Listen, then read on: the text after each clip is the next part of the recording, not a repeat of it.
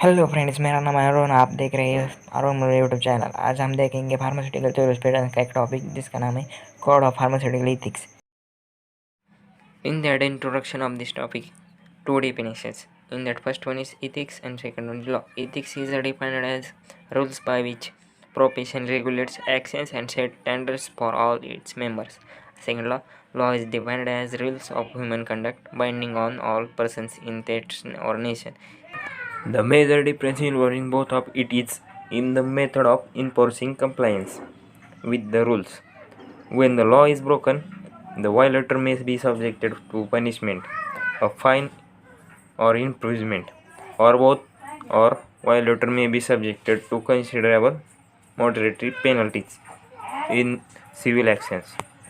But when rules are broken, the professional body may subject the violator to loss of professional privilege.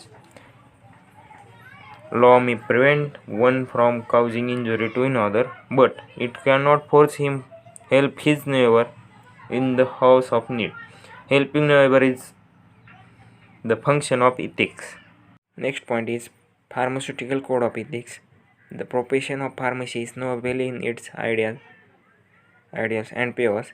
It is character. In handling, selling, distribution, compounding, and dispensing medical substances include poisons, potent drug, pharmacist in collaboration with medical men and others, in charged with onerous responsibility of safeguarding the health of people. It is the duty of those involved in pharmacy field to be sure that pharmacist in training knows the standards of professional conduct and understands that deviation from those standards cannot maintain the status of the pharmacy profession. Next point, ethics of pharmacist relation his job. That is first one, scope of pharmaceutical services. Second one, conduct of pharmacy. Third point, handling of prescription. Fourth point, handling of drug. And last one, apprentice pharmacist. Next point, scope of pharmaceutical services. In that first one, when the premises are registered under the statutory requirements and opened as a pharmacy, reasonably comprehensive pharmaceutical services should be provided. Second point, this involves a willingness to furnish emergency supplies at all times. Next point, conduct of the pharmacy. The condition in pharmacy should be such that it should preclude avoidable risk or error of accidental contamination in the preparation, dispensing and supply of medicines. The appearance of the pharmacy should reflect the professional characters of the pharmacy. It should clear to the public that the practice of pharmacy is being carried out in the establishment. Third point, handling of prescription.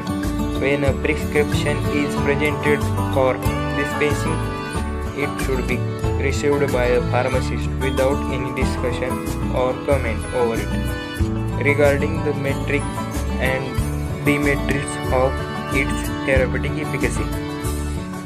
Second point, the pharmacist should not even show any physiognomical expression of alarm or astonishment upon the receipt of the prescription, as such things may cause anxiety in patients on their agents and may even shake faith in their physician.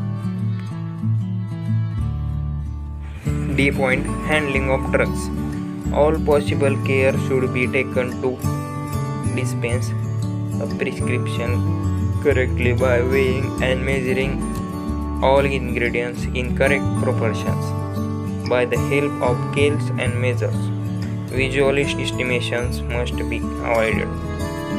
In that second point, a pharmacist should always give drugs and medicinal preparations of standard quality. He should never fill its prescription with spurious, substandard and unethical preparations. In that last point, apprentice pharmacist will in charge of dispensary, drugstore or hospital pharmacy, where apprentice pharmacists are admitted for practical training. Our pharmacists should see that the trainees are given full facilities for their work, so that on the completion of their training they acquire sufficient technique and skill to make themselves dispensable pharmacists. Pharmacist in relation to his trade. In that first one, a price structure.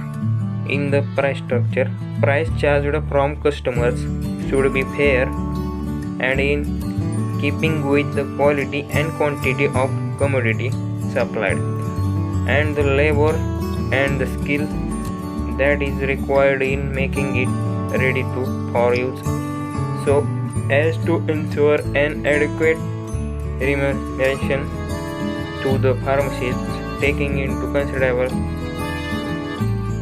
his knowledge, skill, time consumed, and three great responsibility involved, but sometimes without undertaxing purchaser. Second point, fair trade practice. No attempt should be made to capture the business of a contemporary by cutthroat competitions. That is by offering any sort of prizes or gifts or any kind of elements to patronize, or by knowingly charging lower prices for medical commodities than those charged by a fellow pharmacist if they are reasonable. Third point, purchase of drugs. Drugs should be always be purchased from genuine and reputable sources, and a pharmacist should always be on his guard not to aid or evade directly or indirectly the manufacture, possession, distribution and sale of spurious or substituted drugs. Fourth point, hawking of drugs and medicinal should not be encouraged, nor should any attempt be made to solicit orders for such substances from door to door. Second point, self-service method of operating pharmacies and drugstores should not be used, as this practice may lead to the distribution of therapeutic substances without expert supervision, and thus would encourage self-medication, which is highly undesirable. Last one point, advertising and display. No display material either on the premises, in the press or elsewhere should be used by pharmacists in connection with the sale to the public of medicines or medical appliances which is undignified in style or which contains. Next point is pharmacist in relation to medical profession. In that first one, limitation of professional activity. In that, whereas it is expected that medical practitioners in general would not take a therapeutic of pharmacy by owning drugstores, as this ultimately leads to coded prescriptions and monopolistic practices detrimental to the pharmaceutical profession and also the interest of patients. Clandestine arrangement. B point is, no pharmacist should enter any secret arrangements or contact with physician to offer him any commission or any advantage of any benefits and returns for his favor patrons by recommending his dispensary or drugstore or even his sale to patients. C point, liaison with the public. Being the liaison between the medical profession and people, a pharmacist should always keep himself abreast with the modern developments in pharmacy and other allied science by regularly reading books, journals, magazines, and other articles, so that on the one hand he may be in position to advise the physicians on pharmaceutical matters like those colors, flavors, vehicles, and newer forms of administration of medicine. On the other hand, may be able to educate the people for maintaining healthy and sanitary conditions of living. Next is pharmacist in relation to his profession. India, first one, professional vigilance. It is not only sufficient for a pharmacist to be law-abiding and deter from doing things deteriorate to society and his profession, but should be his bonded duty to make others also fulfill the provisions of the pharmaceutical and other laws and regulations. B point, law-abiding citizens. Pharmacist engaged in the profession has to be an enlightened citizen endowed with a fair knowledge of land, and he should strive to countenance and defend him.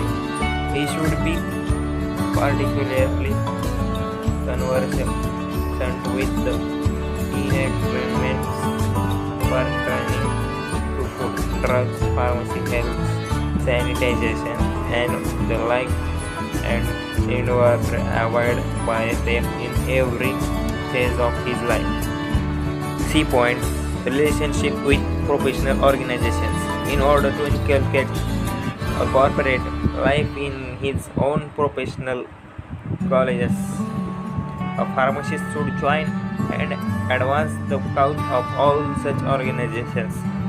The aims and objects of which are conducive to the scientific, moral, and culture well-being pharmacist, and at the same time are in way contrary to the code of pharmaceutical ethics. D point, decorum and propriety.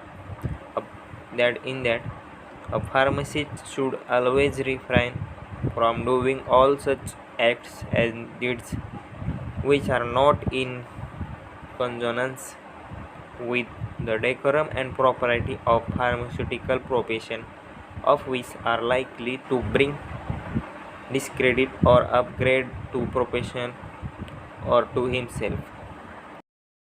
Last point, seeing on screen, that is pharmacist oath. Thanks for watching till the end. Thank you.